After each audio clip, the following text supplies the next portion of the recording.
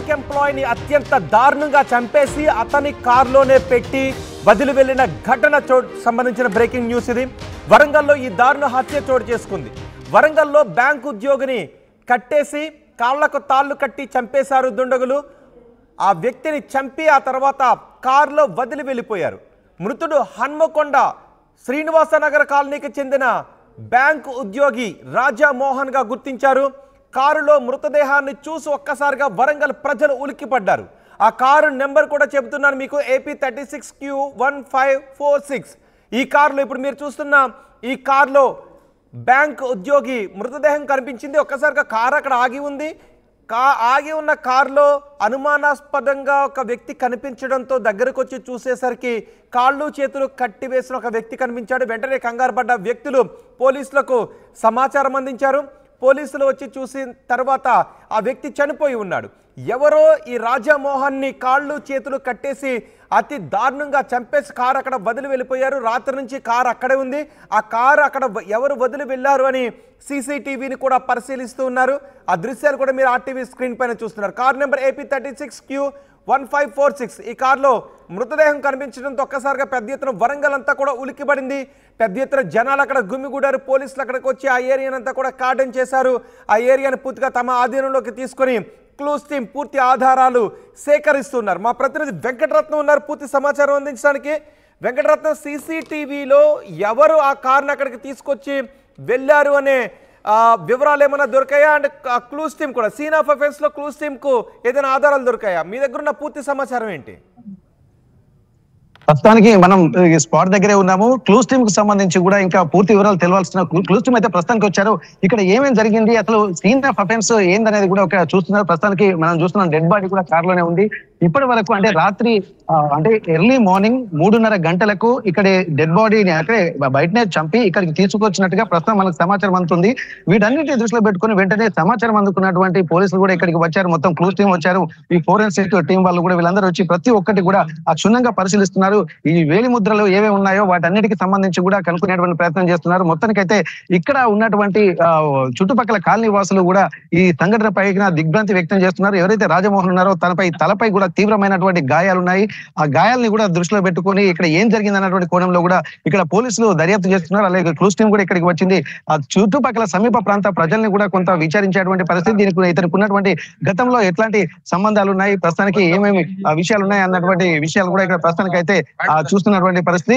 ఇక్కడికే ప్రస్తుతానికి సమీప ప్రాంతానికి ఏసీపీ నందిరామ్ నాయక్ గారు కూడా చేరుకున్నారు. ఇంతకుముందు ఉన్నటువంటి పోలీసులు కూడా ఇక్కడ సంఘటన కూడా ఏం జరిగింది అన్నటువంటి ఒక కోణంలో విచారిస్తున్నారు. చుట్టుపక్కల ఎవరెవరైతే ఉన్నారో వాళ్ళందరికీ సంబంధించి కూడా వాళ్ళందరినీ విచారిస్తున్నటువంటి పరిస్థితి. ప్రస్తుతానికి ఒకసారి సంఘటన ఎలా జరిగింది అనేది కూడా కొంతమందిని అడిగి తెలుసుకున్నటువంటి ప్రయత్నం అయితే చేద్దాం. కానీ దీనికి సంబంధించి కూడా ప్రస్తుతం ఏమేమి జరిగిందన్న కోణంలోనే ఇక్కడ స్థానికులు కూడా కొంత దిగ్భ్రాంతి వ్యక్తం చేస్తున్నారు. మృతుడికి కుటుంబాలకు సంబంధించినటువంటి వ్యక్తులను కూడా కొంత విచారిస్తున్నటువంటి పరిస్థితి. ప్రస్తుతానికి వారి బంధువులు అలాగే చుట్టుపక్కల సమీప ప్రాంతాల ప్రజలు కూడా కొంతమంది ఉన్నారు. వీళ్ళు ఏం జరిగింది సంఘటనకు సంబంధించి అనేది తెలుసుకున్నటువంటి ప్రయత్నం చేద్దాం. అసలు మీకు ఏమైనా సమాచారం అందిందండి అసలు దీనికి సంబంధించి? ఏంటంటే నైట్ నేను 108 లో పనిచేస్తాను. నైట్ బాగా దగ్గర ఉంటాడు సారు. నైట్ 10:30-11 గంటల ప్రాంతంలో వాళ్ళ బిడ్డ అమెరికా నుంచి ఫోన్ చేసింది. ఎందుకంటే మాకు ఊరికే టచ్ లో ఉంటారు కాబట్టి, అంకుల్ డాడీ ఫోన్ లిఫ్ట్ చేయట్లేదు, ఎప్పుడు నా ఫోన్ లిఫ్ట్ చేయకుండా ఉన్నాడు అని అంటే, సరే అమ్మ నేను ఫోన్ చేస్తా అని చెప్పి నేను కంటిన్యూ 20-30 ఫోన్లు చేస్తూనే ఉన్నా సార్. ఫోన్ కట్ చేస్తారు, ఆడియో ఫోన్ చేసిన కట్ చేస్తున్నారు, వీడియో కాల్ చేస్తారంటే కూడా ఎవరో టక్కన లైన్ లోకి వచ్చిన ఒక దుడ్డుకున్నాడు మనిషి. టక్కన పైన ఫ్యాన్ తిరుగుతానే టక్కన ఫోన్ కట్ చేసింది వాడు. వితిన్ సెకండ్ 12 గంటల ప్రాంతంలో ఫోన్ స్విచ్ ఆఫ్ అయింది. అప్పటి నుంచి సరే అంతేంది, ఎప్పుడు కూడా ఫోన్ స్విచ్ ఆఫ్ చేయడం సార్ అని చెప్పి సార్ ఇల్లు పక్కకే ఉంటది.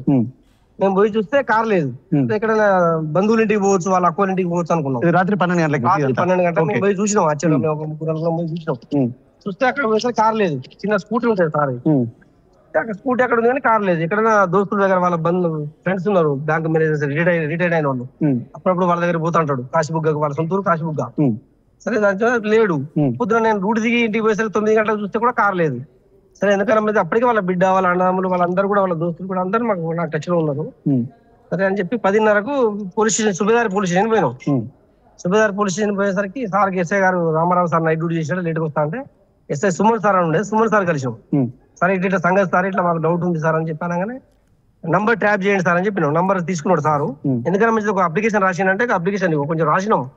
అప్లికేషన్ రాస్తా అంటే మాకు ఈ వెయిటింగ్ న్యూస్ లో వేరే వాట్సాప్ లో ఇట్లా శ్రీనగర్ సార్ అని చెప్పి వెయిటింగ్ న్యూస్ ఇటు వచ్చేసినాం మేము. అంటే ఇప్పుడు మీకు కంప్లైంట్ ఇచ్చే సందర్భంలో వెహికల్ ఇక్కడ తీసుకొచ్చి పెట్టారు ఆల్రెడీ? నైట్ నుంచే మేము నైట్ కార్లో ఇంటికి సార్ ఇంటికాడ కార్ లేదు. ఆ కార్ తోలుకుంటూ వచ్చిండా మరి ఎవరైనా ట్రాప్ చేసి వెంకటరత్నం ఒక క్వశ్చన్ అడగండి.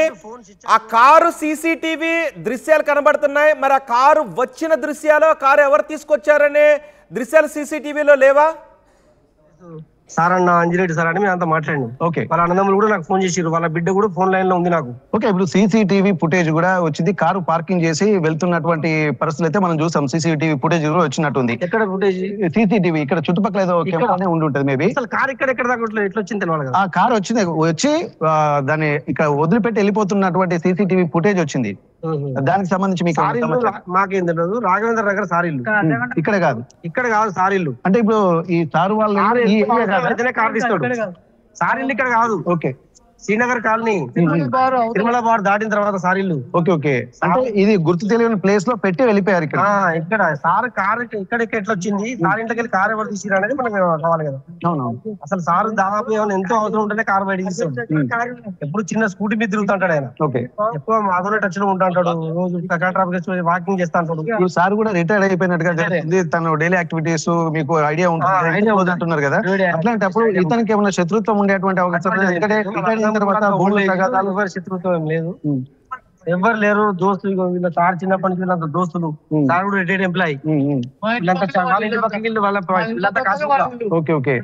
కాలం లేదంటే ఆయన ఆరోగ్యం బాగాలేక, వాళ్ళ బిడ్డ ఆరోగ్యం బాగాలేక నేను మెడికల్ లో ఉంటా కాబట్టి నాతోని మా ఊరు అంజిరెడ్డి సార్ అని ఉంటాడు.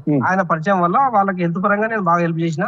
ఈ విధంగా నాకు టచ్ ఉండి ఆరోగ్యపరంగా వాకింగ్ చేయన్నా అని చెప్పి నా సలహాలు తీసుకుంటాడు, వాకింగ్ చేస్తా ఉంటాడు. ఇవన్నీ ఈ మధ్య కాలంలో 2 సంవత్సరాల నుంచి నాతో టచ్ ఎక్కుంటాడు. మేము అప్పుడప్పుడు కలిసేది మేమంతా. ఓకే, ఎలాంటి ఎవరితో గొడవ లేవని చెప్పారు కానీ ఒకవేళ తల మీద అంత బలంగా గాయపడినటువంటి కొట్టి చేసినటువంటి సందర్భాలు ఎటువంటి దారుణమైన నా కొడుకులను దూరంగా శిక్షించాలి. ఎందుకంటే అటువంటి దేవుడు లాంటి మనిషి.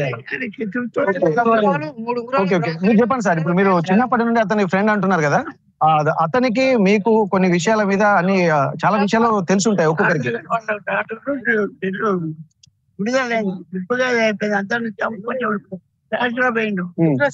డిప్రెషన్ లో పోయిండు. శత్రుత్వం అనేది లేనే లేదు. జాబ్ చేసుకుంటారు. ఓకే, ఇప్పుడు వీళ్ళ కుటుంబంలో ఎవరెవరు ఉంటారు? కుటుంబంలో అన్నదమ్ములు అందరూ హైదరాబాద్ లో 3 ఉంటారు. ఒక ప్లానింగ్ ఆఫీసర్ పని చేస్తాడు, ఆయన లేవకుంటున్నాడు. ఒక తమ్ముడు అక్కడ బొగ్గు బయట పని చేస్తాడు. గోపాల్ అని చెప్పి పని చేస్తాడు. అంతా రిటర్న్ ఎవరితోనే శత్రుత్వం అనుకున్నది. ఓకే, ఇప్పటి వరకు మీరు చూసినటువంటి పరిధి చూసినట్టయితే ఏంటంటే ఎవరితో శత్రుత్వం లేదని చెప్పంటున్నారు కదా. మరి బయటికి వెళ్ళి ఎక్కడికైనా ఫ్రెండ్స్ తోటి వెళ్ళి తాగడానికి ఆ రాత్రి వెళ్తున్నటువంటి పరిస్థితి, అంటే సాయంత్రం వెళ్ళి ఉండడు మేబీ, ఆ రాత్రి కూడా రాకపోవడంతోనే వీళ్ళు అలర్ట్ అయ్యి చెప్పారని చెప్పంటున్నారు కదా. అట్లాంటప్పుడు ఈయన ఇదివరకు ఇట్లా బయటికి వెళ్ళినటువంటి సందర్భాలు, ఎవరైనా ఫ్రెండ్స్ తోటి పోయి లేట్కి వచ్చిన సందర్భాలు ఏమైనా ఉన్నాయా? కాశీలోకి వచ్చి మమ్మల్ని కలిసేది, ఫంక్షన్ ఉంటే కలిసేది. అతని కార్లోనే మేము అప్పుడప్పుడు తిరిగి నెలకోసారి 2 నెలలకోసారి మాకు వచ్చేది. అక్కడ ఉన్న ప్లేస్ అంతా అమ్ముకున్నాడు. ఈయన రాఘవేంద్ర నగర్ లో ఉంటాడు. ఇప్పుడు బిడ్డ లేదు, భార్య చనిపోయింది, బిడ్డకు డ్రైవర్స్ అయింది, ఒక బిడ్డ అమెరికాలో ఉంటుంది. అన్నదమ్ములు సపరేట్ ఎలా విధిగా ఉన్నారు వాళ్ళు. అంటే ప్రస్తుతం ఇంటి దగ్గర తను ఒక్కడే ఉంటాడు. ఓకే, ఆయన ఒక్కడే. ఇప్పుడు ఇంకా మరి ఎవరి మీద అనుమానాలు గానీ, ఎందుకంటే బయటికి వెళ్ళి కారు తీసుకొని బయటికి వెళ్ళినంటే ఎవరైనా వచ్చి తీసుకెళ్లారా లేకపోతే? ఒకటే డౌట్ ఏంటంటే 3 ఉంగరాలు ఉంటాయి, బ్రాస్లెట్ ఉంటుంది, ఒక చైన్ ఉంటది. అది చూసి ఏమన్నా డ్రాప్ చేసిందా? అది ఒక డౌట్. గుర్తు తెలియని వ్యక్తులు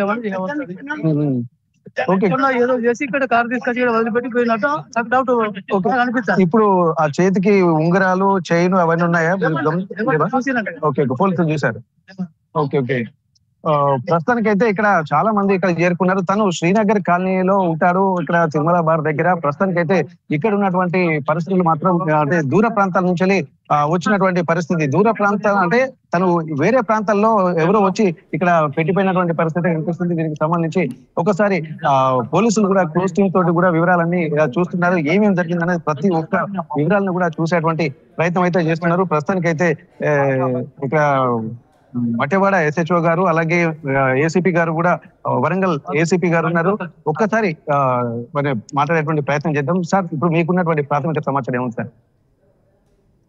ఎక్కడో చంపి తీసుకొని వచ్చి ఇక్కడ వదిలేళ్ళారని తెలుస్తుంది. ఎవరు ఏంటి అనేది వివరాలు తెలియదు సార్. వెనుగంటి రాజమోహన్ రావు గారు అని మాత్రం తెలిసింది సార్.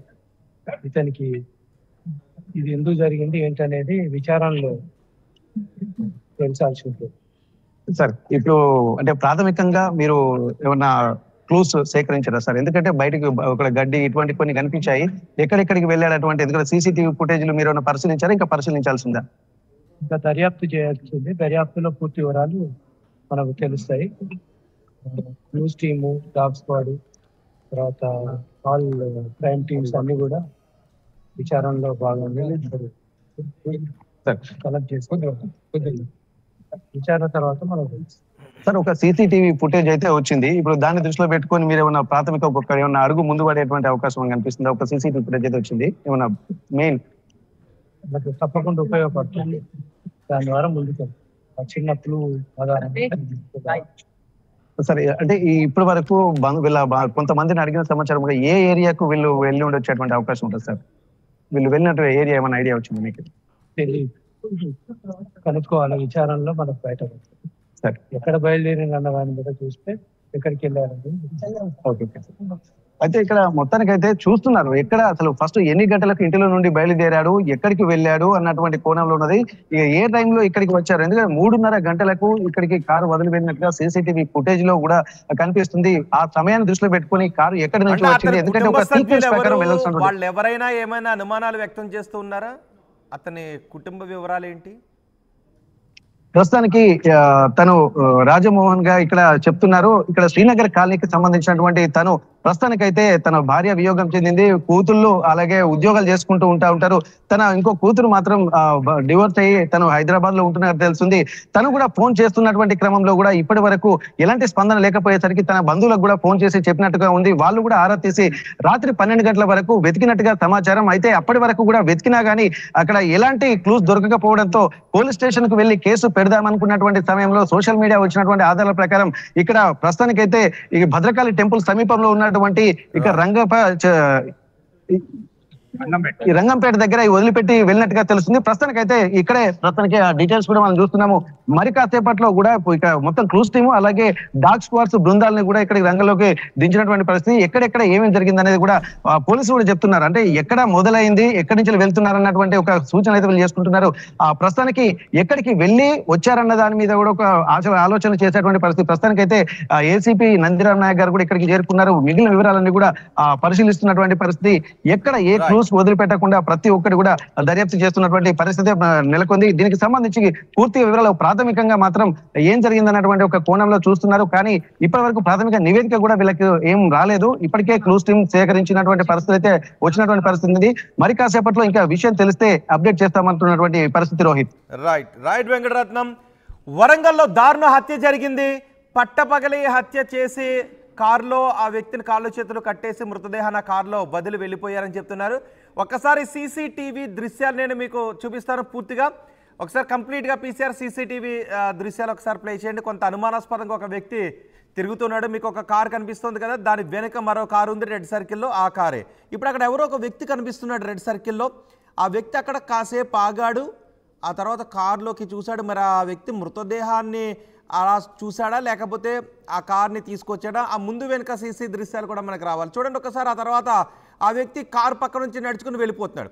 ఒకవేళ ఆ వ్యక్తి అందులో ఉన్న వ్యక్తిని కాళ్ళు చేతులు కట్టేసి చనిపోయిన స్థితిలో చూసున్నట్లయితే ఆ వ్యక్తి కంగారుగా అటు ఇటు పరిగెట్టి ఉండేవాడు, ఎవరైనా పిలిచి ఉండేవాడు. కానీ చాలా నిదానంగా నడుచుకుంటూ వెళ్తున్నాడు. మరి ఆ వ్యక్తి ఎవరు? ఇప్పుడు పోలీసులు పూర్తిగా క్లూస్ని సేకరించే పనిలో ఉన్నారు. ఒక వ్యక్తి అక్కడ ఉన్నాడు. చూడండి ఒకసారి. ఆ రెండవ కారులోనే వ్యక్తి మృతదేహం ఉంది. ఆ పక్కన ఎవరో ఉన్నారు ఒక వ్యక్తి. ఆ వ్యక్తి అక్కడ కాసేపాకి నడుచుకుంటూ వెళ్ళిపోతున్నాడు. కానీ కారుని తీసుకొచ్చి అక్కడ పార్క్ చేస్తున్న దృశ్యాలు కూడా ఇంకా రావాలి. ప్రస్తుతానికి ఈ దృశ్యాలు వచ్చాయి. ఆ కారులోనే వ్యక్తి మృతదేహం మనకు కనిపించింది. రాజమోహన్ కాళ్లకు తాళ్లు కట్టేసి ఎవరో చంపేశారు. మృతుడు హనుమకొండ శ్రీనగర్ కాలనీకి చెందిన వ్యక్తి, బ్యాంకు ఉద్యోగి రాజమోహన్ గా గుర్తించారు. కారులో మృతదేహాన్ని చూసి ఒక్కసారిగా వరంగల్ ఉలిక్కిపడింది. కార్ నెంబర్ AP 36Q1546 వెంటనే పోలీసులు అక్కడికి చేరుకొని ప్రస్తుతం ఆధారాలు సేకరించే పనిలో ఉన్నారు పోలీసులు.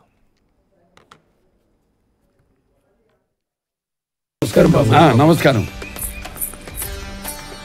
రామయ్య, రోజు నా బర్త్డే. దీర్ఘాయుష్మాన్ బాబా.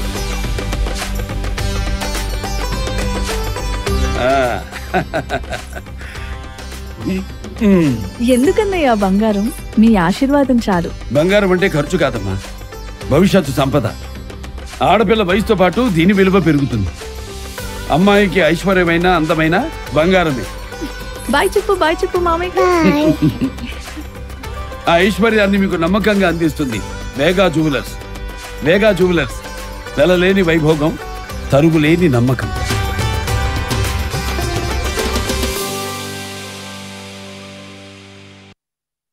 టీవీ యాప్ వార్తల్ని క్షణాల్లో చదివే అవకాశం ఉంటుంది. ఒక న్యూస్ పేపర్, ఒక టెలివిజన్ ఛానల్